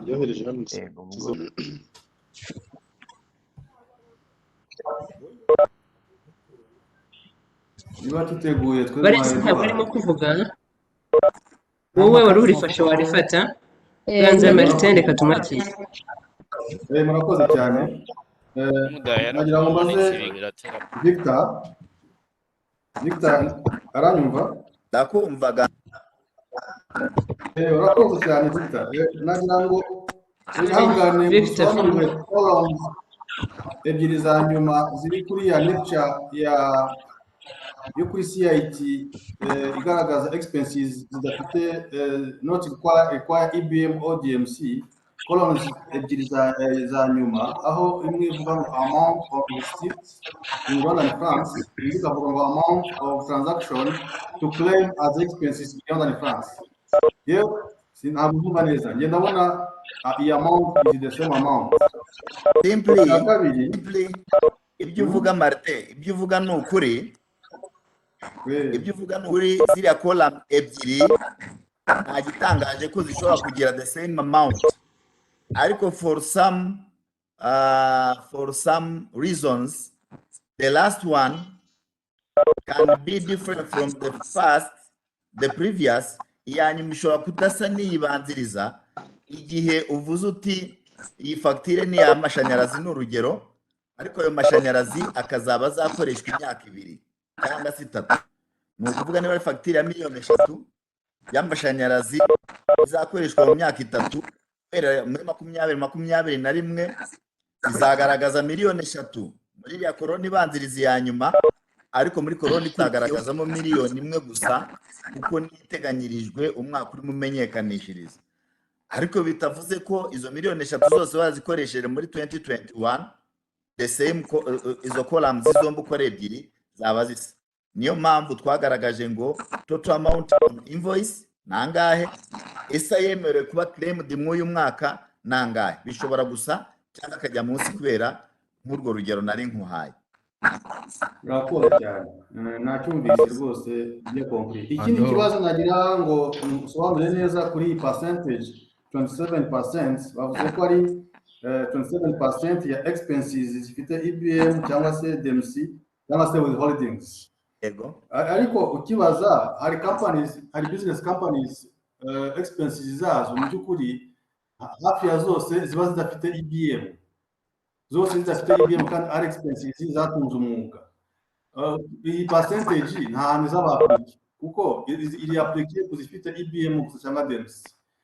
Iriya annexa izuzuzwa izaba imaze iki se mu gihe itabayeho applique kuri percentage? Kuko hari business companies by'ukuri zitungwa n'ibidakeneye IBM zirahari. Iyo annexa kuzuzwa ikagaragaza byatunze umwuga, at the end muri declaration ugasanga iyi percentage ubuza uyikoresha. Icyo ni ikibazo kimwe. Izo ni za special cases tuvuga, reka wenda mbanze nkusubize kuri icyo cyawe. Special cases zizabaho, ntabwo zizabura, n'uburyo zizaba treated burahari. Ni ukuvuga ngo niba wujuje 27% yawe ugasanga ibaye nkeya kandi ufite byinshi byo kuzuzamo, iyi 27% ntabwo yavuye mu kirere, yavuye kuri analysis yakozwe kuri previous period. Tukaba twizera ko izafata benshi bashoboka, kubera ko turimo twincouraging abantu kugura n'abantu bafite IBM. By nature hari ibintu koko bidashobora kuba supported na IBM receipts. Aho turavuga receipts za leta, turavuga n'utundi twose, ariko iyo ugereranyije muri study twakoze, ibyo bintu biba bifite percentage ntoya ugereranyije n'ibindi bishobora kuba byagurwa biri supported na IBM cyangwa DMC, document de mise en consommation nk'uko twabivugaga. Niba rero uramutse uguye mu icyo gice cyangwa mu icyo gika kigaragaza ko ibyo waguze wowe biri genuine kandi birenze 27%, uzasabwa kwegera tax center yawe ubibasobanurire. Aba staff bari aware kuko tubigisha nabo barigishijwe, babwirwa imbogamizi zirimo, babwirwa special cases zishobora kubonekamo. Ndumva mu kintu kigaragarira amaso ya buri wese, icyambere kirimo gikomeye nuko hari umuntu waza avuga ati 27% yanjye irarenze. So bafite instruction rero n'ibyo bazareba kugira ngo baguhe assistance accordingly. Ntugire ikibazo rero, kuba dufite ayo makuru bizanadufasha kandi muri periode z'ubutaha tukavuga tuti 27% twasetinze yari nkeya dukurikije claim abantu bazanye, reka tuyigire let's say 50% cyangwa se tuyimanure tuyigire 10%. It will depend. Amakuru bizadufasha mu buryo bubiri. Bizafasha umukozi kumenya ibyo ari wujuje byanze, hanyuma inadufashe muri setting ya rate y'umwaka utaha, either tuyizamura cyangwa se tuyimanura. Ndumva ari mu urwo rwego muzaduhe amakuru kuko tuzaba tuyakeneye. Thank you. Ikibazo cya nyuma rero mwihanganire, abacuruzi barangurira kuri tini namba, mu by'ukuri batanga tini namba yabo ugasanga bibeshye n'umubare, noneho IBM hawe ugasanga iriho indi tini namba. So iyo ahawe IBM itariho tini namba ye y'ukuri, usanga iyi system buryo yubatse, at the end uzasanga hari purchases zabayeho muri system zigaragara, ariko ari realite ntazihari. Izo rero zizateza ikibazo kubera kwibesha kuri tini namba. Hari n'abandi noneho banabikora nkana, nabyo ntitubirengeho, bashobora kurangura kuri tini namba y'undi muntu kubera impamvu zitandukanye utamenya, ariko system iyo yubatse ntabwo uzadetekta ko icyo kintu cyabayeho. So bizahuzwa gute na reality? Bigize neza kuvuga kukomoza ku icyo kintu, kuko nyine ni faiblesse natwe niho nka tax administration twagiraga impungenge. Ugasanga umuntu ntiyabibonye on time, bazajya kumwodita nyuma y'imyaka 5 bazikuramo akajya muri payment position, ugasanga n'ibihano n'iki byose biteye ikibazo. So ibyo bintu rero, niba uzi ko system izavalidatinga expenses zawe, bizagufasha ngo igihe ugiye kugura urebe neza ko niba niyo expense yawe niyo invoice yawe tini yawe y'ukuri. Nusanga tini itari y'ukuri, ubashe kuba wabikosoza utararenga aho ngaho. Ibyo rero byose nk'uko bivuga n'ubundi muri tax administration byaduteraga ikibazo, kuko uretse n'ibyo wasangaga abantu bafite izo kind of expenses bakaziprofita bakaziclaiminga kandi mu by'ukuri atari izabo kandi bikemera. Ibyo rero byagiraga ingaruka kuri profit, bikagira ingaruka ku musoro twinjiza. Ariyo mpamvu ahubwo mbona iki cyaba ari igisubizo cyo kumenya ngo ibyo bintu ko byakorwaga bikagabanya umusoro, ko noneho bikosowe, mwe murafata izindi ingamba zo gufata. No kumenya ngo facture bampaye yariho amafaranga yuzuye, bityo wanze kugikomozaho kubera ko akenshi mubikora mu bushake hagati y'ugura n'ugurisha. Ariko niwemera facture iriho amafaranga make kandi bamwishyuye menshi, in your mind uzaba uzi ko nawe uzemererwa expense nkeya kandi uzi ko iyo pratique ihari. So ibyo byose ni ibibazo bihari kandi bigira ingaruka ku musoro, kandi ni mwebwe mwakagombye ahubwo kubidetekitinga on time, bigakosorwa on time, bityo cya kindi cyitwa compliance kikazamuka. So mubifate wenda nk'ibyo musabwa ubu ngubu mutajyaga mukora, niba ba fagitire murebe niba yuje amafaranga mwabahaye, murebe niba iriho tini yanyu neza kugira ngo mubashe gukereminga by'ukuri, binatume munishyura n'umusoro w'ukuri. Nihaba audite mu gihe runaka bye kuzabagora bazirijegitinze, kandi muzi ko zihita zibyara umusoro ungana nyine n'ibyo baba barijegitinze. Numva ari icyo nagusubiza ku icyo ngicyo. Izo fagitire ntago zizemerwa kuko ntago ari izawe.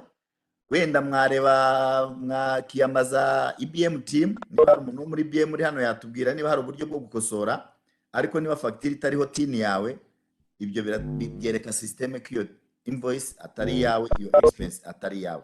I submit. Mwakoze cyane. Bita ni Ferdinand. Akoze utaratanga umwanya, hari abari gukomeza kunywereza message babaza batese iyo 27 iboneka ushingiye kuri expenses za IBM cyangwa ni za zindi zitari za IBM. Ndumva rero no muri iyi nama ashobora kuba harimo n'abandi mwabasubiriramo kw'icyo ari 27 yizihe expenses. Ndakeka uwo muntu ashobora kuba ari mushya kuko Nicole yabisubiyemo inshuro nyinshi. Principe ni iyi cyangwa se ikigendewe ni iki? Ikigendewe ni ukuvuga ngo turashaka ko aba taxpayer bagurira abantu babaha IBM cyangwa se ibintu byatumijwe hanze kuko biba biri supported na DMC, cyangwa se bakoze withholding tax. Ibyo bintu byose ari ibyaguzwe mu mahanga bikaba bifite DMC, ari ibyaguzwe mu gihugu bikaba bifite IBM, ari ibyakorewe withholding tax, tuzabyemera 100%, 100%. Ariko bya bindi bitari supported na IBM tuzafata 27% y'ibyo byemewe byaciye muri IBM, y'ibyo byemewe byaciye muri gasutamo, y'ibyo byemewe byaciye bifite withholding tax. 27% rero ni 27% byemewe nk'ibitari supported na IBM, ariko bibariwe kubiri supported na DMC na IBM na withholding. Urumva hari icyo gisubizo natanga. No kuvuga ni 27% bya total iri muri ka gataburo k'ubururu Nicole yamye abereka. Nibyo muzaba mwemerewe nka expenses zitari supported na IBM cyangwa se DMC. I submit. Urakoze cyane Victor. Nk'abantu bacuruza urugero nk'abahinzi bagura ikawa ku ba farmers nta IBM batanga, ubwo izo expenses zo bazaziricognizinga gute? Urakoze. Ntago mbaje kumenya ubaje ikibazo, byabiza mugiye muvuga n'izina kuko birafasha. Iyo usubije umuntu utanamenye izina usanga ari nkaho usubiza mu cyuka.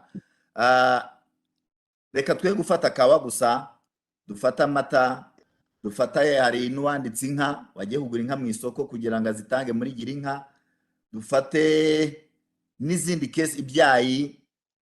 Abo bantu bose baguze n'abahinzi borozi ntabwo babafatira umusoro, ntabwo kandi umuhinzi mworozi ari umucuruzi ngo azamuha fagitire.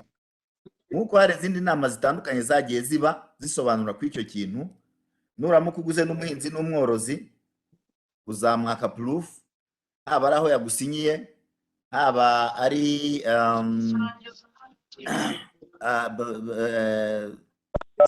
nimero ya telefone ye na nimero ya ID ye, kuko nabo ibyo basonewe ni turnover itagera kuri miliyoni 12. Iyo bazirengeje nabo baba bagomba kujya mu misoro. Hari abantu rero nabo b'abahinzi borozi batita ku ibyo itegeko riteganya, ariko bakabyishaho kubera ko tutabazi. Icyo gihe rero nuduha ayo makuru kaduha indangamuntu ya Victor, nzamenya ko Victor w'umuhinzi w'umworozi yagurishije na Clarisse, agurisha na Benjamin, bose ibyo baguze nawe byari birenze miliyoni 12, nawe tumusabe kuza muri tax net, ariko ayo makuru kugeza ubu ntayo dufite kubera ko mutayaduha. Uwaguze n'umuhinzi n'umworozi rero bizagenda bite? Kanzari ikibazo ntakubaza Reka tubanze tubaze tusubize uwabajije. Uwaguze n'umuhinzi n'umworozi rero azasabwa gutanga izo evidences, ariko azazitanga igihe ibyo yaguze nabo birenze 27% y'ibyo yabaye supported, kuko biramutse biforinga under 27% bijya munsi ya 27% azadekarara nyine muri ya annex y'ibitari supported na IBM, hanyuma dekarara arangize nta kibazo azagira.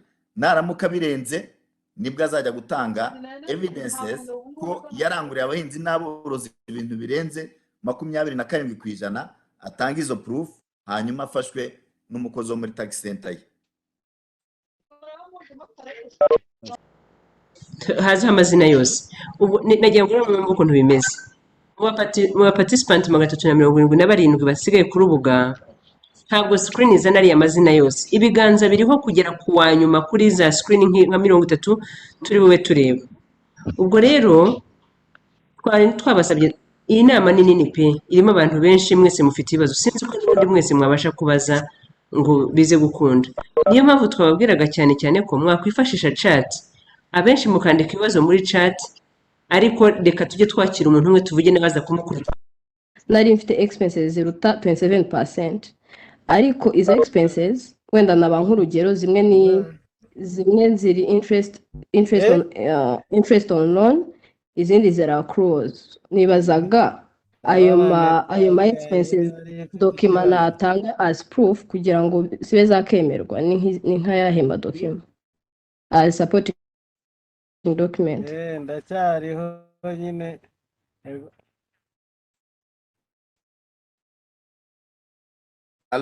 Ariet ikibazo abajije aravuga ati se ko nanjye 27% bita accruals ndetse na loan interest nishyura muri banke, byumvikana ahubwo izo wakagombye gutanga loan interest ziba ziri kuri bank statement, hanyuma izo za accruals izo nkeka ko ari document iri intano bitewe na accounting wakoze.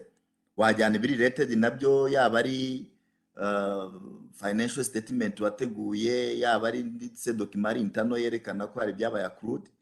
Hanyuma ubwo ibyo nabyo bizadufasha ko kureba niba izo accruals nyuma y'amezi 6 uzazishyurira nk'uko itegeko ribiteganya and so on. So wowe uzajyane as a accountant ibyo ubona bya supporting your request, officer nabona bidahagije ashobora kubwira ati please add this, akaguha email, si ngombwa ku providing manually.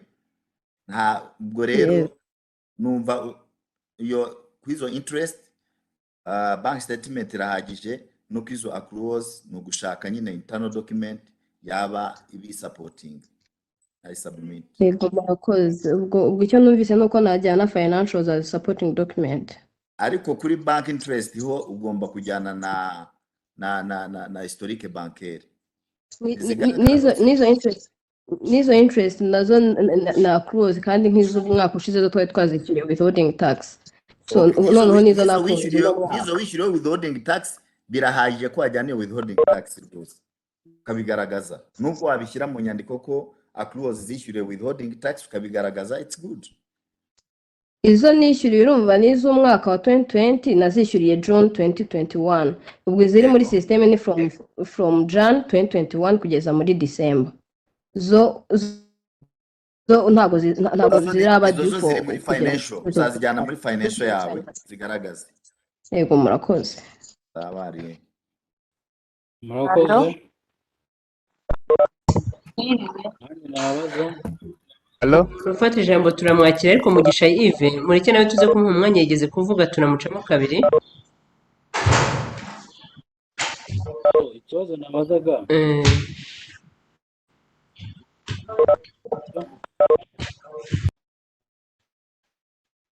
ikibazo nari mfite ni ku bantu bapurayinze kuri tax advisor, kugeza ubu ngubu ntabwo baratunze aho byaba bigeze, byaba bimeze bite? Okay, reka Victor basubize twihuse twakire Mugisha Yves. Victor ntibatumenye aho process igeze. Murakoze Judith, umpaye ikizamini nari ubashe gusubiza.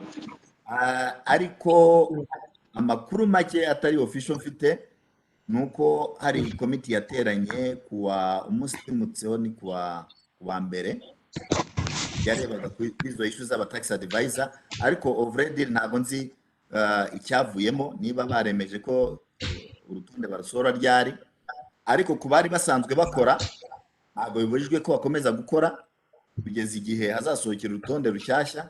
Hanyuma ku bashyashya nibwo wenda haba ikibazo. Very sorry, umuntu ukibajije ntabwo mufashe neza, yampa telefone ye nkaza kumubariza nkamuha amakuru, kuko ntabwo ndi muri iyo domene ihitamo abazemererwa cyangwa se abazahakanirwa. Ihangane umpe nimero yawe ndakubariza ndaguha igisubizo. Telefone ayiguhaye muri chat, mfite na nimero yawe. Chat harimo ibintu byinshi. Okay, ubwo ufite nimero yanjye we can talk just after this meeting. Yes, urakoze. Mugisha rero mu kanya tugiye kuguha ijambo. Igihe Mugisha afata ijambo ndagiye nongere nsabe ba bantu bashya muzi ko urubuga rwagezeho rukavaho, buriya chat zose zariho zagiye, abantu bashya mwongeye mutwandikiye nimero hariya tubamenye kugira ngo nitwohereza message y'indi nama tutazabibagirwa. Yves, umwanya ni wawe. Bongereho n'ururimi bifuza kuzumvamo inama. Yes.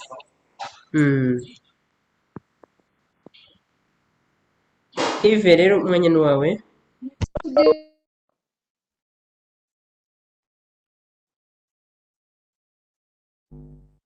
Nabazaga. Halo. Yego komeza Yves turakumva.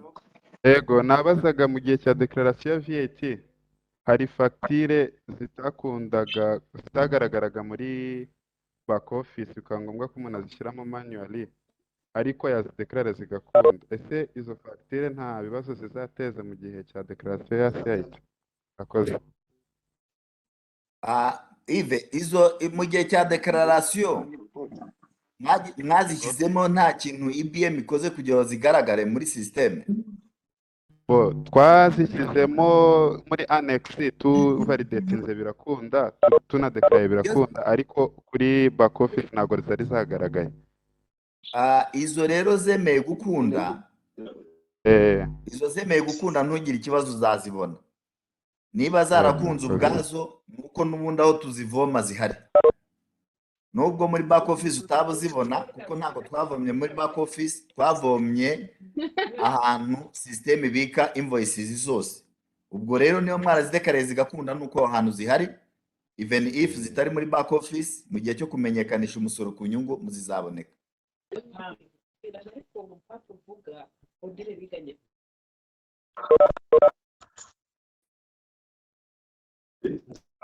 Ndumva hari ibibazo byaba ibibazo birarangiye, abantu baranyuzwe, ariko baho umwanya bakomeze bandike za nimero zabo. Yego. Ese Victor, hari ibibazo by'umwihariko wabonye muri chat by'abantu twasubiza wenda kugira ngo ibyo abantu bose bishyure? Ijambo ni ryawe. Murakoze cyane. Twakire n'abandi.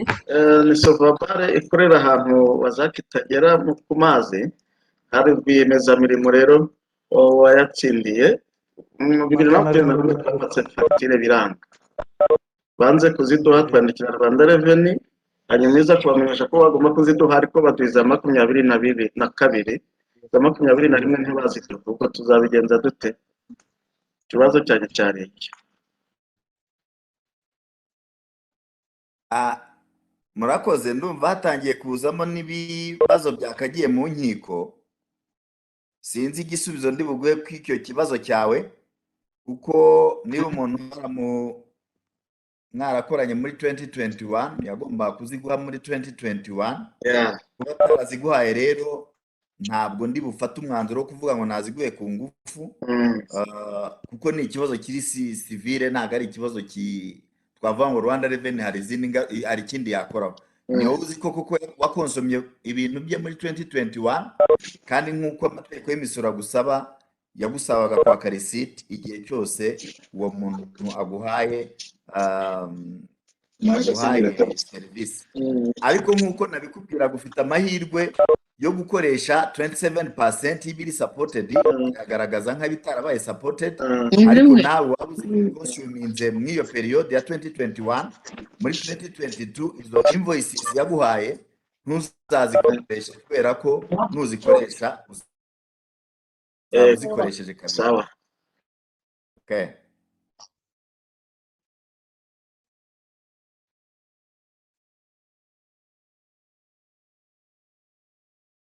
kubaza cyane ntabwo twari twamuhaye umwanya. Jire, umwanya ni uwawe. ndashaka kubaza kuri biriya byina expenses zidafite IBM. ushobora kumenya ko muri dekarasiyo ntabwo ushobora kuzishyiramo ngo zemere, kandi iyo ugiye muri annex tuvuge nk'umuntu tuvuge nka turugero twateye ishyamba ahantu dufite izo expenses, twabuzeho ibiti, twabuzeho amafumbire, byose birahari. ariko noneho ugiye muri dekarasiyo uzazishyiramo umute kandi zitumewe muri IBM. murakoze. Ntabwo mbashe kumva ijwi rye ryari kure, ariko numvishemo ko yateye amashyamba ahantu, akaba afite expenses zirenze izibiri supported yari 27%. akabaza ati ese bizajyamo bite? Nkuko twabibwiye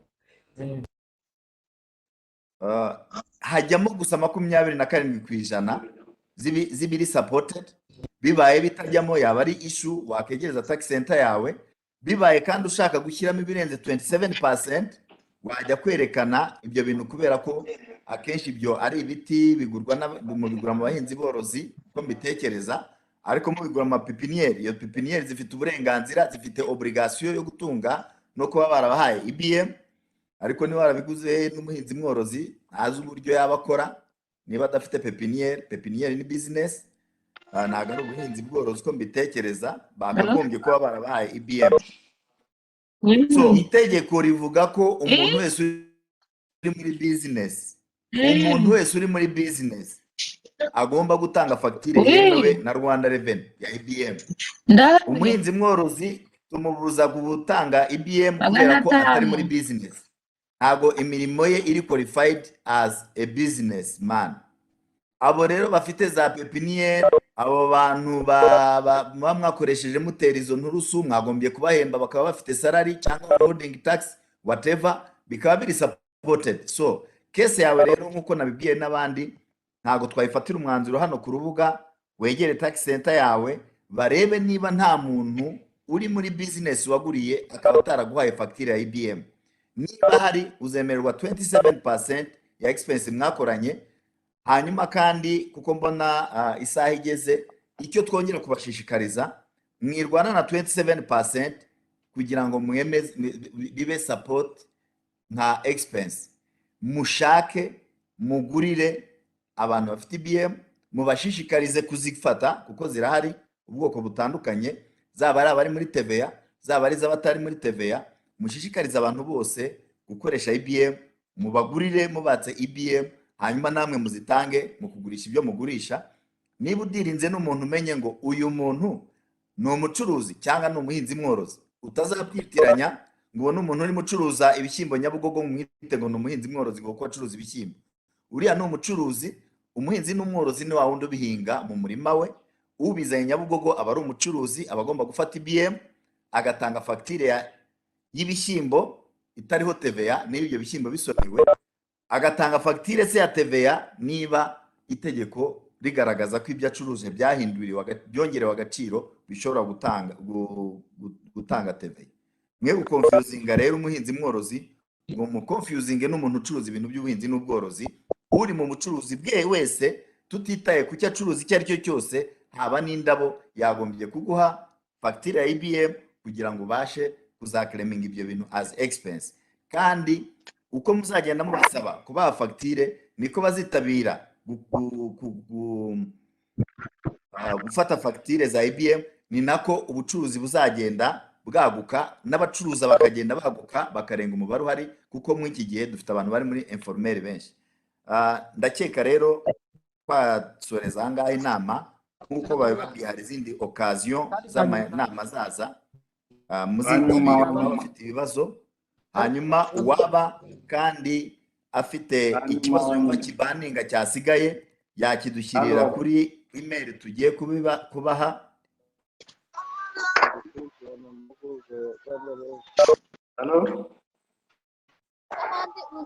Hano ubu se koko ntimwakwihanganira inama tukayisoza? ibibazo ni byinshi. Ibibazo bisigaye babyishyire kuri iyo email tuzabasubiza, tuzagerageza tubasubize uko dushoboye. Victor, kugira ngo tutanigana ijambo uyu muntu wari urifashe bwa nyuma twamwakira akaba ariwe dusorezaho. Nta kibazo rwose Judy. Tuguhaye microphone. Yego. Mwiriwe neza. Nabazaga Hello? Komeza turakumva. Nabazaga ese iyo umaze kudeklara iriya balance iri kuri declaration igomba guhura neza na balance iri kuri balance sheet cyangwa resultat iri kuri P&L yawe, kuri financial statement. Urakoze. Uko biri kwanga guhura kabisa.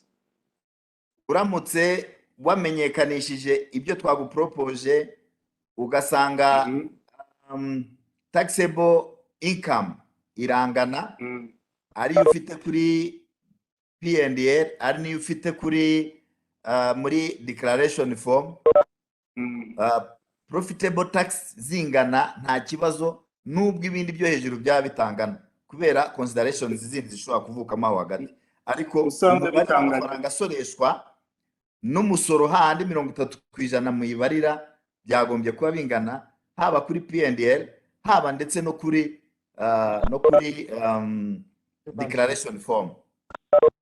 Iyo bitanganye ikibazo kiba kiri iyo bitanganye ikibazo ugishakira muri dépense, hamwe wakreminze dépense nyinshi ahandi wakreminze nkeya, wejejemo nkeya. Ikindi kibazo kuri declaration ko ziriya avance twishura ku musoro ku nyungu ko nabonye zitagaragaramo. Avance ku musoro ku nyungu zirahagana hasi umaze kwizanamo direct kuko cyagiye batwereka nazo nabonagamo zizanamo.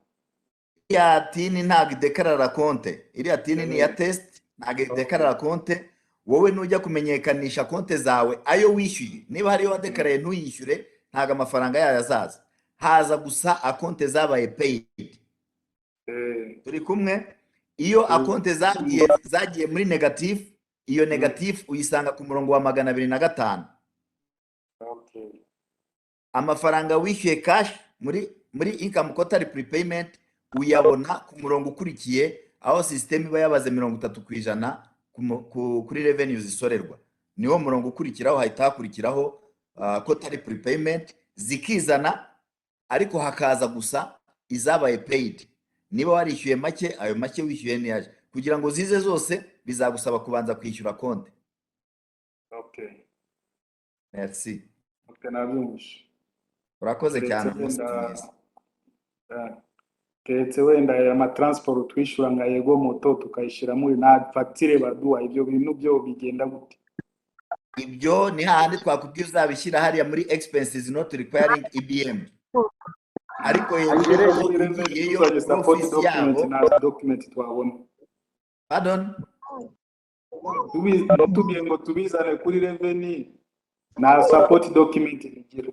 Ni ibintu biri mu accounting wise, ikintu cyose kidafite supporting document ni cyemewe. Ubundi wakanayivanyemo tutiriwe tunayijyana mu byo turimo tuganira hano. Nta expense cyangwa se revenue zishobora kubaho ngo zemerwe zitagira supporting document. Accounting ni supporting document. Niba nta supporting document wikirwa wishyiramo, niba uyishyizemo iba ari EBM, niba ari receipt y'ikigo cya leta cyangwa ikindi kigo cyemewe gikora ubucuruzi, gishyire muri biriya biri muri bidasaba EBM receipt.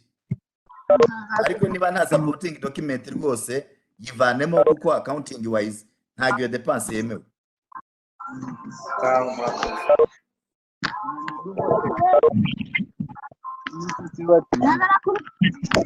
nababaza kwa nyuma niko ngaho Bosco tubaze icya nyuma ndumva rwose tutakunigana ijambo ugomba kuba ufite ikibazo gikomeye.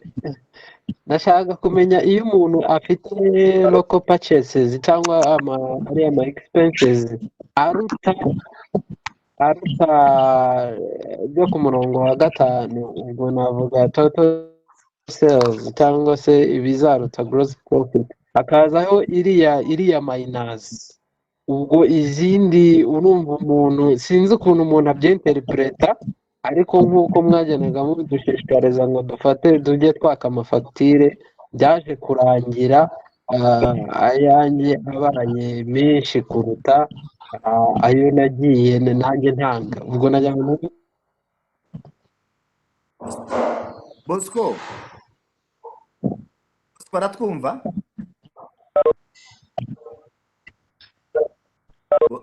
Uwabazaga arumva cyangwa yavuyeho kugira ngo tumusubize? Agomba kuba yumva. Okay. Bosco aracyahari. Ntabwo uburyo system setinze ivuga ko buri gihe cyose revenues zawe zigomba kuba ziri hejuru ya expenses. Biranashoboka cyane nko kuri case ye ko expenses ze ziruta revenues yagize. Nta kibazo rero ufite, system izazemera zose, hanyuma uzaba uri muri loss position nk'uko nyine accounting principles zibivuga. Ntugire ikibazo rero ngo zizanga kubera ko ari nyinshi, ntugire ikibazo ko revenue zawe zikiri nkeya, expenses zikaba nyinshi, system izabyemera. Bipfa kuba gusa biri supported na IBM nk'uko wari ubivuze, ahubwo turagushishikariza gukomeza kwaka IBM receipt nk'uko urimo bikora, kuba ziruta ibyo winjije. Ntubigire ikibazo rwose, declaration yawe izakunda, ahubwo uzaba uri mu rwego rw'aba uzerekana igihombo cyawe, kandi igihombo wemerewe kugikaringa forward, kucyohereza mu zindi periode zizakurikiraho mu gihe cy'imyaka 5. Numva ari icyo twagusubiza. Ubundi ijambo ni irya Judith, ariko mbere yuko ndimuha nongere bisubiremo ubutumwa nyamukuru. Nubwo wenda tuvuga kuri 2021, ariko tugomba no gukomeza gutegura 2022, dutanga fagitire ku batuguriye bose, kandi dusaba fagitire ku byo tuguze byose. Ikaba ariyo bizatuma igihe cyo kumenyekanisha 2022 bizatworohera, ari no kuzibika neza kugira ngo umwaka uzarangire zikigaragara, zishobora gukoreshwa nk'uko nyine amategeko ya accounting cyangwa se ay'imisoro abisaba. Basubije ijambo rero Judith, ndumva mwakurozinga inama. Mugire umunsi mwiza. Victor urakoze cyane, kandi baza ko iyi nama hari benshi mwese nako ibagiriye umumaro. Muratwihanganira, ntabwo inama tuyikomeje gutya ntiyarangira, kandi nyuma y'isaa sita nabwo hari izindi nama. Mudufashe twemeranye ko abantu bari kuri uru rubuga ubu, abatari bakakoze declaration nimugende muyikore, murebe aho imbogamizi ziri hakiri kare. Izindi nama zizabaho niyo mwanyura kuri 3004 mukababaza muti mwaduha link wenda yo kuzajya mu yindi nama tugasobanuza, muzayihamagara iyo nimero ibashe kubabwira. Ariko reka nanjye mbahe nimero yanjye, uwagira ikibazo akeneye ko twazamufasha kongera gukurikira inama, aho ibibazo bizaba bimaze kugaragarira wenda yaciye muri declaration tumusobanurire.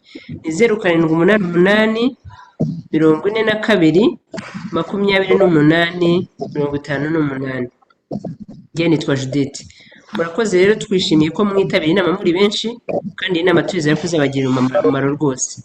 Iyi declaration muzabona ko nta bitani n'ibyo mwari musanzwe mukora, ahubwo bigiye gutuma mubona ama expenses akwiye koko, mukabona nimukishyura inyungu zishingiye ku nyungu nyakuri. Mwakoze rero gukurikira. Umunsi mwiza, mugire weekend nziza mwese. Murakoze. Murakoze. Murakoze. murakoze. Murakoze.